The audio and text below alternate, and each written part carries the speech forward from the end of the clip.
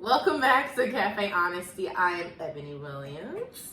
And I'm Alicia Lilly. Oh my God, and we have an Instagram and a Twitter. So you can follow Cafe Honesty right here.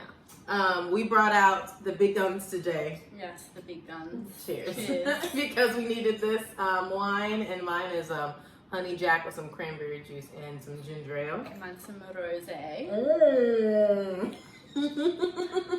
My wine of choice, actually.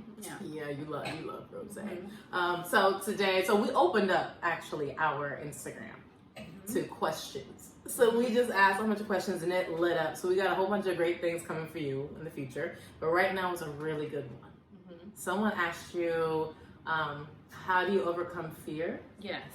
And so we thought we would share some personal stories with you and how we overcame fear. But I gotta tell you something I forgot about until now. What? So since our first airing of the episode, somebody said that we have mugs, so we have customized mugs coming. Yes. Oh, yeah. Yeah. So we have Cafe Honesty mugs coming. Cheers. Cheers to that. And I'll order a bunch more so we can start doing giveaways and stuff. So I'm getting in touch with some tea people and all that stuff. So we do giveaways, stuff for our guests and everything. Yep. Fun stuff. So it's gonna be a lot of fun. So in the meantime, we'll be filling you're gonna be able to see what's in our cup. We were hiding it before. It looked like tea. It was wine. It was wine.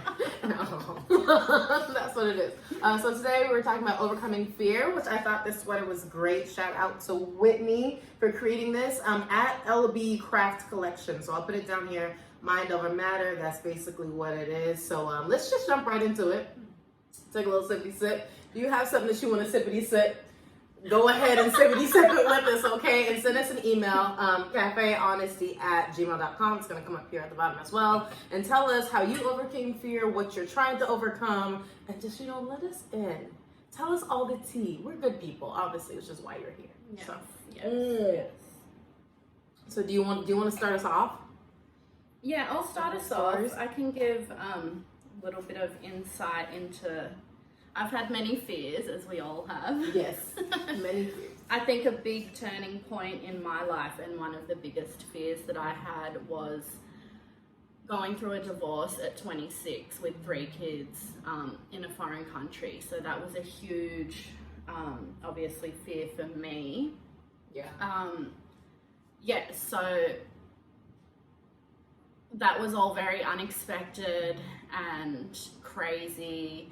And honestly, I didn't deal with it very well for the first couple of years. I kind of suppressed everything and spiraled a little bit out of control, in a sense.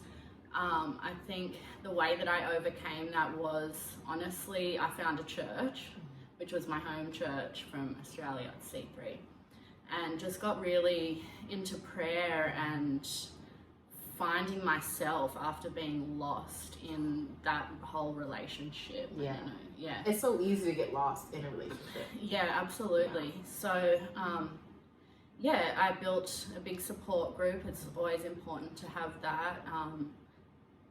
Try not to internalize everything too much. Just, surround yourself with good people you can look up to, and really start building up your self-worth. Yeah. Because it always starts with yourself. Yeah. I think in every situation, especially trying to overcome fears or anything, whatever you're trying to take on, something that's huge as that, or maybe you're scared of heights. Something as I'm not saying something so minuscule, like everybody's fear is big to them. But tackling it, but dealing with your inner self to realize that you can tackle it is very, very important. Mm-hmm.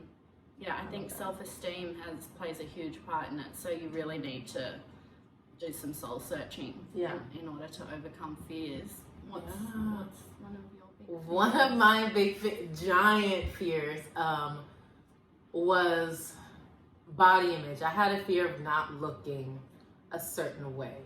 And I was addicted to working out. I'll throw some pictures up here so you can see it in a minute. Like I was really teeny and stuff like that. People thought it was great. You could see muscles, but I was also unhealthy. Like I was hardly eating, or I was eating really bad. All I was doing was working out. There was no rest days. There was nothing. So I was using the gym as an escape. Yeah. So instead of dealing with things, I would my average day, I would run 5 miles, and then I would work out for 2, and then I would recap my day with another 3.5. Yeah, you're an amazing trainer. Let me just tell you, because she saved me with my body image at one point. Like, yeah, and so it's like, thank you, plug. And so it's like I went from, I didn't realize how small I got until it was one of my birthdays in Texas. And one of my homegirls took me out to eat, and we took a picture, and I didn't realize how I looked like a bobblehead. That's how small I got. And I didn't notice it until the bartender gave us back the camera. And I was like, oh, crap. wow. I'm like, this is not it. And then for the past 2 years of all the surgeries I had to go through and stuff, and I had to be on like hiatus, so I couldn't work out for a year. So of course I had an addiction to working out. So if you have an addiction and you can't do it, and you gotta like go cold turkey, you like lose your mind. So 2020 was exhausting because, of course, pandemic, shut down, everything's going on. But then I can't do what I would do to relieve my stress, which is work out. And then I gained weight. And so for me, also suffering from body dysmorphia, I think in the mirror, I look like I'm ginormous. Wow. Just in my eyes, that's what I see. Wow. Versus what everybody else sees. And I'm just like, I don't get it. So I'm still kind of struggling with it. But now I'm trying to come to terms with loving myself. Yeah.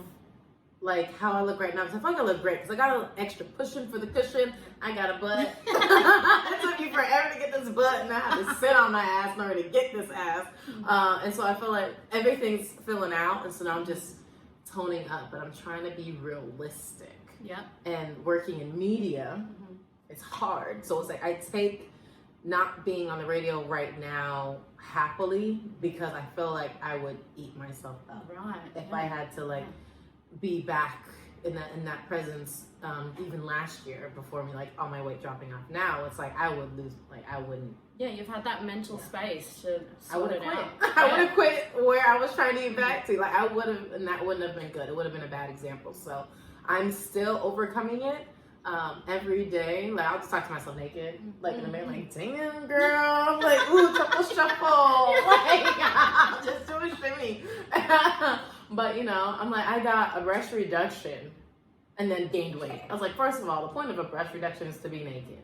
So I'm like, now I like really can't be as half naked as I want to, but you know, I will soon. Yeah, so I'll cut in here and say that I had a breast augmentation myself, and I was extremely self-conscious all growing up. I was very flat-chested. I haven't said this publicly. I mean, everyone can obviously tell. But yeah, so that really helped me. It really helped me. And sometimes, especially just in our day and age, you know, you kind of compare. There's always something to compare yourself to, especially here in LA.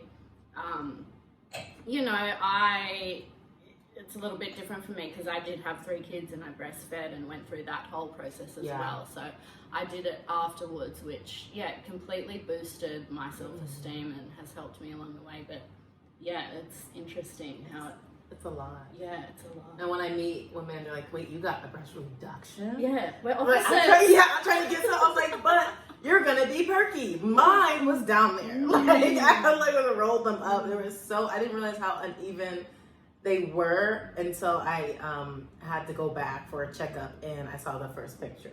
I was like, what? Like, because one was here and one was like right after here. the procedure. Like, well, before. Okay. Yeah, and I was like, I didn't know that. Like, I knew they were heavy because I was a 32G. Okay. So it's like small and then just big boobs. But I didn't realize. Okay, so you're saying when they took the pictures before, And then I went back for the like kind of whatever. Enhancement. Yeah. I was like, oh my God. I was like, how was it just hanging like that? I was like, oh my God, why is my right one so, ooh, and it made me feel great. The doctor said it would, you know, change my life. He could see that it'll be like really good for me. And I agree. I feel like whatever your fear is, like I just have my body, hers was, you know, being alone. I'm like with these babies that she has coming to here. And I'm just like, no matter what your fear is, I think I handle fear best when I tackle it. Yeah, exactly. Like, head on. Yeah, I can say absolutely. With any fear, you just have to go for it and face it. I had a fear of flying for a long time. Yeah. That's because I had some serious situations. Yeah. Oh my God. Yeah, but yeah, just head on facing. Yeah. Yeah, it's the only way to do it. Also, I feel like a lot of fear, of course, it keeps everybody back from what they want to do, but I feel like the reason you should just tackle fear head on is because it does handicap you. It does keep you in confinement. Like, you can't grow, you can't move on, you won't try new things, you won't find new things. If you don't just take that step and just go. Like, I've lived in so many different states and cities because I just went, regardless if I had a job or not. Like, I moved to Texas. I quit my job in Alaska and moved to Texas before I had a job in Texas. Mm-hmm. And then that day when I was about to leave Alaska and get on the flight, I got a call from a Texas radio station. Mm-hmm. So I was like, oh shit. So that's how that moved. I was going to leave and I was ready to leave Texas. I was going to move to LA, but then I got rerouted to Denver, which was good in itself. And then I ended up in LA to kind of set me up how I was here. So it was like, I was so used to just going. I think that first leap, I didn't hesitate with anything else. Yeah. I mean, leaving home is like, yeah. What? Like, how I want to leave home and not go back. That was my goal. Like, I wanted to leave Alaska and not go back. One, because none of my family's there. So I really have no reason to go back. It would just be familiar. It would be okay, which is not necessarily a good thing. Like, I wouldn't have grown. Yeah. Yeah, you grow through situations. I had no choice then to face my fear head on. I had to, so I was living in Texas at the time, 26, just newly divorced, 3 babies, crazy situation. I had to make the decision whether to fly home and just give it up, take the kids home, or stick it out and just figure it out and make it work. So I literally packed up my belongings, which was not much because I had moved countries. Packed up in a moving truck and drove out here. I had no place to come to, no job to come to. It all happened. It was all thrown at me and I just took it on. And like I said, it took some time and adjustments, but it's not easy, but it's worth it. Yes. Whenever you're done with that trial of concrete, there'll be a lot of things before you finally get like comfortable, okay, and you realize this was the best move. I'm so happy I conquered this fear. There'll be a lot of things in between that so making you want to leave. Obstacles that are that like, just give up. Yes. Just throw your hands up and just go back to where it's easy and comfortable. But no, that's how it worked. Like, I lived in my car. I was homeless for a long time. Couldn't get a job out here because I was too experienced. So for the first year and a half, I was just like horrible. A mess. Yeah, and then I started working out at one of these amazing gyms out here. I started to work there, and it was so fun. It was like, okay, started to get kind of steady income, still living in my car, kind of steady income. And then something happened. Oh, it was around holiday time, and someone hacked my PayPal. Oh my God. Emptied my entire account. Oh my God. Everything. And it was like my last unemployment check from when I left Denver. Yeah, literally and, all you everything had. was gone. And I'm just like, okay, how am I going to get to work? So I was my car was parked in this weird part of West Hollywood where they wouldn't tow it. So I was living in my car so I can go to work. So I was like walking, showering at work. So it kind of worked out. And then I was like, oh shit, what am I going to eat? What am I going to eat? It's been like a few days since I've eaten. And one of the guys at the gym came in during class one day. He's like, Ed, can I talk to you outside? And I was like, oh, it was during class. And so everyone's like, oh shit. I'm like, what is happening? So I go out there and he's like, my wife and I, for some reason, just wanted to give you this. Wow. So they gave me $100. Just out of no, driving by, he pulled it and just gave me $100. One of the other clients, they were like, you're so great in the morning, we love you. Gave me like a Starbucks gift card. So that was my breakfast for 2 weeks was a Starbucks. Yeah. And then I lived on Taco Bell potato tacos because they were 99 cents. That's what I lived on. Also, I ran so much. And so it was like, it's so funny how things pan out because it was like, okay, I could leave. And then I was getting radio jobs in different states. So it's like, yeah, so come back on the radio, but you got to move. And I'm like, I'm not supposed to. Like, I need to be like here and like, so everything's working out. God throws little things at you just to keep you going. Like, just when you feel like, no, I can't go on, there's nothing else. There'll be little blessings here and there. And then I think a test to see if you were going to stick with it or leave. Like, okay, I was getting enough to eat to be okay. And then you can be fine if you move. If you pack up everything again and come back down and give up on what you originally wanted to do, you could be fine. I was like, I'm gonna get it. I'm here. I'm like, I have no reason to leave here. Like, I can go somewhere else. Other people can do it. Strong enough. I've been through enough. I can do it. Yeah. I think I would feel different if I was like trying to be an actress or something like that. Because everybody out here is trying to be that. So I feel like that would be harder. I was just talking about this with one of my friends. We're gonna have him on a podcast on one of the days. But she was talking about how she moved out here to be an actress, but hasn't had audition in 3 years because she got sucked into bartending. Yeah. And she's like, it's so good. Yeah. And she was like, she just realized when she got a email from her agent a few days ago that she hasn't even done anything. I was like, wow. So what is she? How does she well, feel now she feels like she wasted her time, which she honestly did. So she's actually she's leaving. Okay, I was like, well, just figure it out. I mean, now you don't have any desire to do it. You forgot what you came out here to do. Yeah. Wow. So don't get stuck. Don't get stuck in a situation like that. Don't get stuck in your fear. Yeah. Fear's Drink your tea. Drink your tea. And just fucking do it.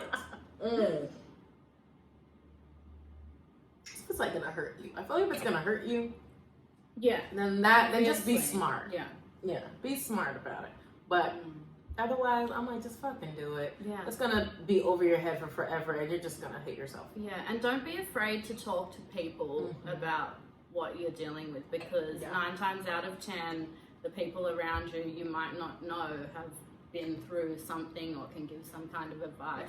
You should never be afraid of that.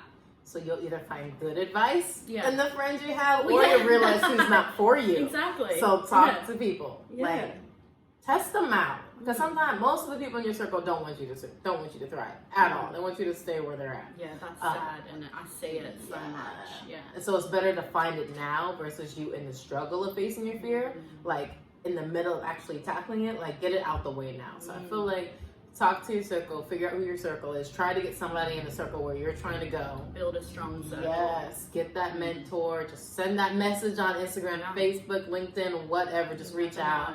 Everybody's at home, people can Zoom, they will email you back. I was like, you will get a response, so fucking do it. Believe in yourself enough to do it. Yeah. That's what I'm saying. Yeah. I feel like that's good. Yeah. If you have any advice on how to tackle fear, or what you've done to tackle fear, go ahead, shoot us an email. cafehonestea@gmail.com. Hit us up on Instagram, Cafe Honesty, or me, Ebony Williams, Ebony on Air, or you can hit up Alicia's. Aussie Royalty.